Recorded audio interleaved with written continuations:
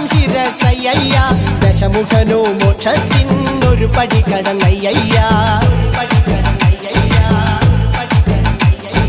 കൊയ്തെടുത്തു ശ്രീരാമൻ രണ്ടാം ശിരസയ്യ ദശമുഖനോ മോക്ഷത്തിനിരുപടി കടന്നയ്യ ആഞ്ജനേയ സ്വാമി അരികത്ത് രാമരാമേതി ജപിച്ചങ്ങു നിന്നു ലക്ഷ്മണന്റെ ഉള്ളിനകത്തൊരു പൂത്തിരി കത്തി വിരിഞ്ഞങ്ങു നിന്നു ആഞ്ജനേയ സ്വാമി അരികത്ത് രാമരാമേതി ജപിച്ചങ്ങു നിന്നു ലക്ഷ്മണന്റെ ഉള്ളിനകത്തൊരു പൂത്തിരി കത്തി വിരിഞ്ഞങ്ങു നിന്നു